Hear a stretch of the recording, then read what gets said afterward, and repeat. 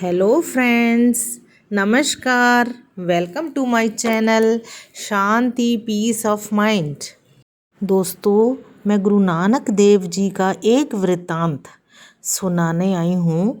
दोस्तों, एक बार बेई नदी के किनारे गुरु नानक देव जी स्नान करने गए और वो निकले ही नहीं और 3 दिन के बाद उस नदी से बाहर निकले। उस वृत्तांत को सुनाती हूँ। स्नान के समय आपने अनुभव किया कि आप सर्वशक्तिमान परमात्मा के सम्मुख हैं। जीवन उद्देश्य की पूर्ति के लिए आपको परमात्मा से आशीर्वाद प्राप्त हुआ। 3 दिनों के बाद आप बेई नदी से बाहर आए तो आपने अपना पहला उपदेश यही दिया कि ना कोई हिंदू ना कोई मुसलमान, अर्थात सभी उस प्रभु के इंसान हैं। आप अपने जीवन उद्देश्य को आरंभ करने के लिए इस वाक्य के माध्यम से नानक जी भारत के 2 विरोधी संप्रदायों में भाईचारा करवाना चाहते थे, परंतु आपको इस वाक्य ने शहर में हलचल मचा दी। शहर के काजी की शिकायत पर आपको नवाब के समक्ष पेश किया गया व अपने विचार प्रकट करने के लिए कहा गया। अपने विचारों को स्पष्ट करने के लिए नानक जी आलोचकों के साथ मस्जिद में चले गए, जहां काजी ने नमाज पढ़ने के लिए नमाजियों की अगुवाई की। नमाज के पश्चात गुरु जी ने काजी से कहा कि आप नमाज पढ़ने के समय घर में पैदा हुई नई घोड़ी की चिंता में थे तथा नवाब का मन तो काबुल में घोड़े खरीदने में लगा हुआ था, इसीलिए आप दोनों ही रस्मी तौर पर ही नमाज पढ़ रहे थे। इसीलिए आपकी नमाज ईश्वर की दरगाह में स्वीकार नहीं हुई। प्रिंसिपल तेजा सिंह व डॉक्टर गंडा सिंह जी का मानना है कि गुरु नानक साहब जी के जीवन में यह एक निर्णायक घटना थी और यह 1496 ईस्वी की घटना है तथा इस समय उनकी उम्र 27 वर्ष की थी। उन्होंने दौलत खान की नौकरी छोड़ दी तथा अपना जीवन उद्देश्य प्रारंभ किया।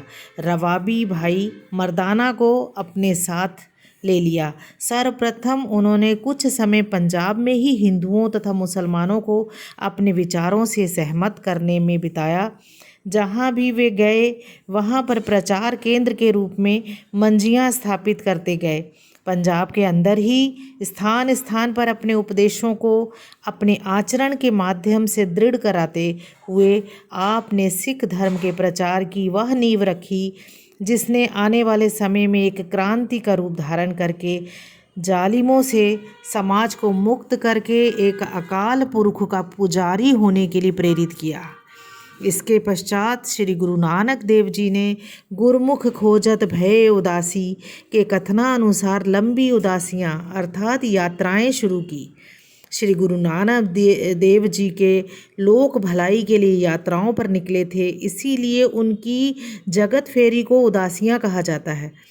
यहाँ यह बात भी अत्यंत महत्वपूर्ण है कि उन्होंने मानव कल्याण के लिए उस जमाने में यात्राएं की थी जबकि न रेल थी, न हवाई जहाज़ था और ना ही आधुनिक वैज्ञानिक साधन, परंतु फिर भी समाज सुधार धर्म के उत्थान के लिए कठोर यात्राएं की तथा धर्म और समाज में व्याप्त बुराइयों का विरोध करते हुए सदाचरण का संदेश दिया। इसके अतिरिक्त अगर गौर किया जाए तो जिस योजनाबद्ध तरीके से चारों दिशाओं की यात्राएं की उससे उनका भौगोलिक ज्ञान भी दृष्टिगोचर होता है। यद्यपि चारों उदासियों के दौरान उनके द्वारा भ्रमण किए गए इलाकों के संबंध में कुछ भिन्न भिन्न मत भी पाए जाते हैं, जैसे सिद्ध मंडली से गोष्ठी किसी इतिहासकार के अनुसार प्रथम यात्रा के दौरान हुई, परंतु कुछ इतिहासकारों के अनुसार तृतीय यात्रा के दौरान हुई।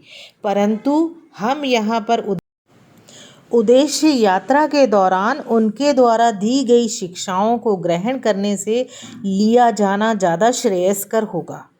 उनकी पहली उदासी पूर्व की ओर जो सन 1497 से 1508 ईस्वी, दूसरी उदासी दक्षिण की ओर जो 1510 से 1515 ईस्वी, तीसरी उदासी उत्तर की ओर जो 1516 ईस्वी से 1518 ईस्वी तक, चौथी उदासी पश्चिम की ओर जो 1518 से 1522 तक है। दोस्तों, अगली इनके भ्रमण के बारे में अगले वीडियोस में मैं आपको बताऊंगी। हाँ, अगर अभी तक आपने मेरे चैनल को सब्सक्राइब नहीं किया है तो सब्सक्राइब कीजिए, इसे लाइक कीजिए और अपने दोस्तों में भी शेयर कीजिए। Thank you.